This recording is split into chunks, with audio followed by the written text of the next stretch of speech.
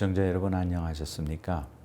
오늘은 옥토 같은 가정 두 번째 제목으로 말씀드리겠습니다. 5월은 어버이 주일과 어린이 주일이 있는 가정의 달입니다. 오늘은 두 번째로 옥토 같은 가정이라는 제목으로 말씀을 드리겠는데, 먼저 베드로전서 3장 7절에 보면 남편 된 자들아 이와 같이 지식을 따라 너희 아내와 동거하고 저는 더 연약한 그릇이요 또 생명의 은혜를 유업으로 함께 받을 자로 알아 귀히 여기라. 이는 너희 기도가 막히지 아니하게 하려 함이라고 말씀하므로, 남편이 가정에서 놓치지 말아야 할 가장 중요한 주도권이 바로 기도임을 강조하고 있습니다. 남편이 기도의 주권을 놓친 가정은 믿음이 더디게 성장합니다.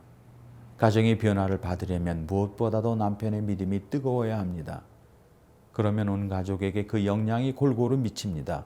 특별히 자녀들이 균형 잡힌 믿음의 성장을 이루게 됩니다. 사사기 13장 12절에 보면 삼손의 아버지 마노아의 기도 내용이 이렇게 나옵니다. 마노아가 가로되 당신의 말씀대로 되기를 원하나이다. 이 아이를 어떻게 기르오며 우리가 그에게 어떻게 행하오리까? 그는 아버지로서 자녀의 양육법에 대해 하나님께 자세히 여쭙니다. 다시 말해서 자녀 양육을 자기 기준이 아닌 하나님의 뜻에 맡겨 하겠다는 의지입니다. 많은 부모들이 자신의 뜻을 자녀에게 투사합니다.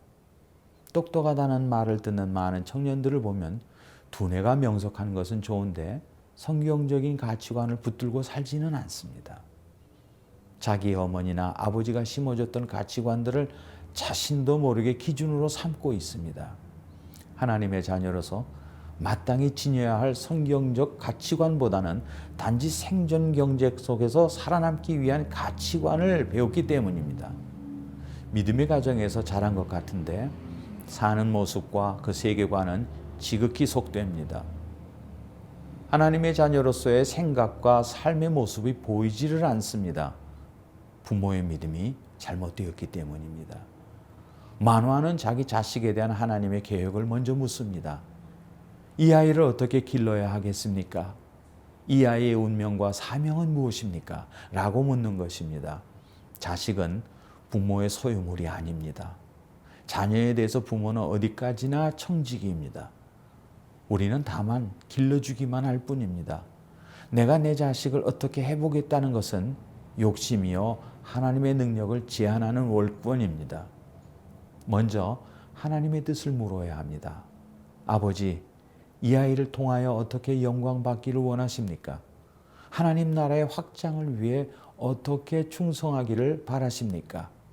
이렇게 묻고 그분의 인도대로 키울 줄 알아야 합니다. 이렇게 키워진 자녀는 어떻게 하면 하나님을 기쁘시게 할까 하는 생각에 사로잡힙니다. 평생에 잘못된 길을 가지 않습니다.